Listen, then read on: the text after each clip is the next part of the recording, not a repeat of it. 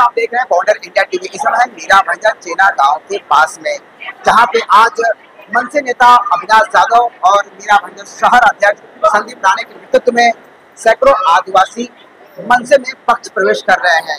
मैं आपको बता दूं कि जो गांव की जो सबसे बड़ी समस्या है, इन्हें मूलभूत सुविधाओं से वंचित रखा गया है अभी तक, यानी कि जीने के लिए पानी, चलने के लिए रास्ता, मरने के बाद स्मशान घाट, यानी इन गाँव में ये चीजें नहीं है। और भी कई सारे यहाँ पे समस्याएं हैं।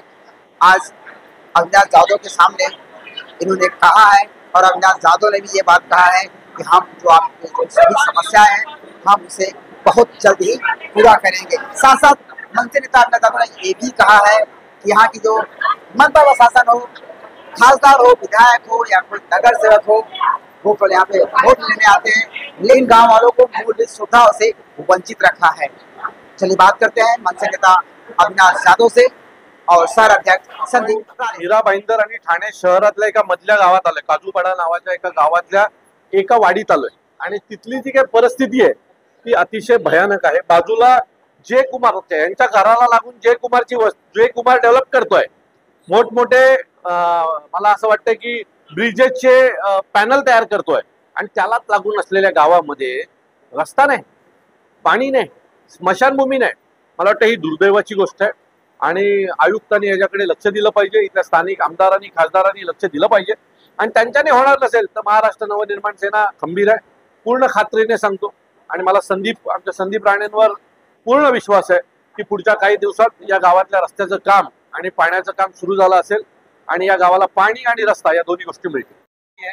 परंतु जर रस्ता मंजूर झाला असेल तर तो रस्ता याच लोकांसाठी बनेल याची खात्री मी तुम्हाला देतो। त्याला त्याचं श्रेय दिलं पाहिजे ना।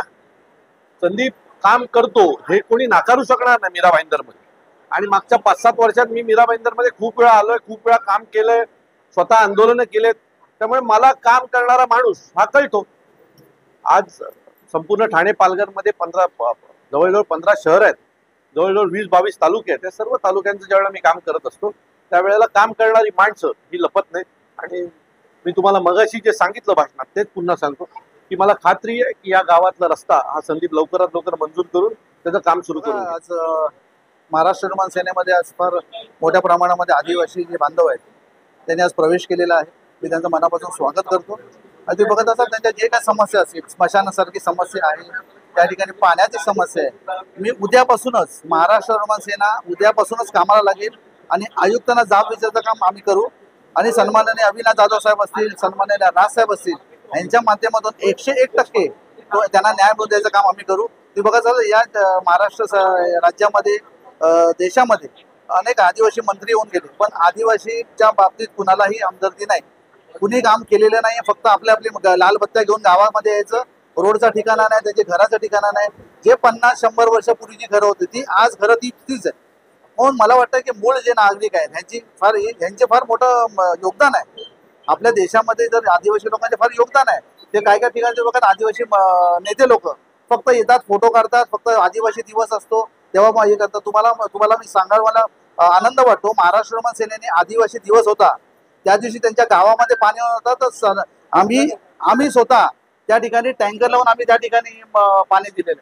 म्हणजे गव्हर्नमेंटला एवढीच पण पडलेली नाही, आदिवासीच्या नावावर फक्त मोठे हे निधी आणायचा आणि त्याचा कुठेतरी गैरवापर करायचा, हे मोठं चाललंय, हे कुठेतरी थांबलं पाहिजे अशी आमची भूमिका आहे। आदिवासी लोकांना न्याय मिळाला पाहिजे, आमची प्रामाणिक। वही मैं बोल रहा हूँ, मैं आज का दिन का राह देख रहा था, कल से जैसा अविनाश जाधव साहब ने बोला कि कल से सुबह से मेरा पत्र आदिवासी के जो मूलभूत सुविधा है उसके लिए जाएगा। और जैसा अविनाश जाधव साहब ने बोला कि आयुक्तों को घेरने का काम भी करने करेगा तो भी करेंगे, लेकिन आदिवासी लोग को न्याय देने का काम पूरा महाराष्ट्र निर्माण सेना करेगा आपके माध्यम। जय महाराष्ट्र, मी सचिन साळुंके, मनसे उपविभाग अध्यक्ष आहे, काश्मीर पूर्ण प्रभाग क्रमांक 14चा। आता आम्ही ज्या ठिकाणी गावात आहे, ज्या गावात आम्ही पक्षप्रवेश घेतलाय ते आदिवासी पाडा आहे। हा आदिवासी पाडा ज्याचं मी आता नाव घ्यायच्या पहिले मी सांगतो ना, हा आदिवासी पाडा ना, इकडचे जे 5 वर्ष नगरसेवक होते ते, त्याच्यानंतर इकडचे जे स्थानिक आमदार, त्याच्यानंतर जे याच्या पहिले जे खासदार, आता हे खासदार आता निवडून आले, पण याचे जे कोणी खासदार असतील ते त्यांना एक, आणि इकडचे जे आयुक्त पण पकडा किंवा महानगरपालिकेचे कोणतेही अधिकारी पकडा, यांना हे गाव बेलकरी पाडा म्हणून एक पाडा आहे, हा पाडा ह्यांना कोणालाच माहित नाही। मी हे विश्वासाने सांगतोय कारण माझ्याबरोबर इकडचे ग्रामस्थ आहेत, हे ग्रामस्थ आमच्याकडे कंटिन्यू 10 दिवस येत होते की दादा आमच्याकडे रस्त्याचा विषय, आमच्याकडे स्मशानभूमीचा विषय, आम्हाला पाणी नाहीये, आम्हाला इथून आम्हाला जाताना समजा रात्री बिरात्री काही प्रॉब्लेम झाला तर बिबट्याचा वावर आहे, कारण फॉरेस्टची भिंत बांधलेली आहे, तर आम्हाला एवढ्या गोष्टींचा सामना करावा लागतो आणि जीव मुठीत धरून आम्हाला आयुष्य जगावं लागतंय. तर आम्ही त्यांना पहिला प्रश्न हाच केला की बाबा तुम्ही लोकप्रतिनिधी कोणाकडे गेला होतात का, महानगरपालिकेकडे गेला होतात का, तर ते सांगतात की आमच्या या पाड्यामध्ये आतापर्यंत कोणीच आलेलं नाही.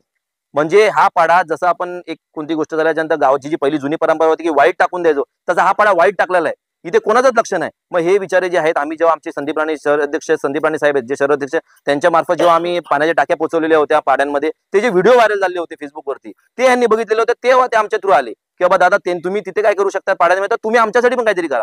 आणि यांनी आम्हाला सांगितलं की दादा आम्हाला तुमच्या पक्षामध्ये आम्हाला पक्षप्रवेश करायचा, पूर्ण गावाला आम्हाला पक्षप्रवेश करायचा आहे. मग आम्ही तसं आमचे सन्माननीय नेते मनसे ठाणे पालघर जिल्हाध्यक्ष अविनाश जाधव साहेब यांना आम्ही विनंती केली की दादा यांना पक्षप्रवेश करायचा, त्यांच्या काही समस्या आहेत ज्या तुमच्या समोरासमोर मांडतील. मग तसं दादांनी यांच्या विनंतीला मान देऊन दादा आज आले, त्यांनी पक्षप्रवेश घेतले आणि ह्यांनी ज्या काही समस्या सांगितलेल्या आहेत, जसं स्मशानभूमीची समस्या आहे, रस्त्याची समस्या, तुम्ही आता बघितलं असेल की आमच्या जाधव साहेबांनी अविनाश जाधव साहेबांनी शब्द दिलाय की उद्यापासून आम्ही याच्यावर कामाला लागतो आणि ह्याच्यानंतर आज तारीख आहे 7 जुलै 2024, ह्याच्यानंतर जेव्हा पण अविनाश दादा या गावात येतील त्याच्या पहिले हा रस्ता पूर्ण झालेला असेल. हा आमच्या अविनाश दादांनी शब्द दिला आणि हीच महाराष्ट्र नवनिर्माण ताकद आहे. आम्ही ज्यावेळेला कामं करतो, लोकांच्या इथे जातो, त्यांच्या पक्षप्रवेश घेतो आणि त्यांच्या जेव्हा समस्या घेतो ना, त्याच्यानंतर जेव्हा आम्ही त्या गावात जातो त्यांची पहिली समस्या सोडून आम्ही दुसरी समस्या ऐकायला गावात गेलो असतो.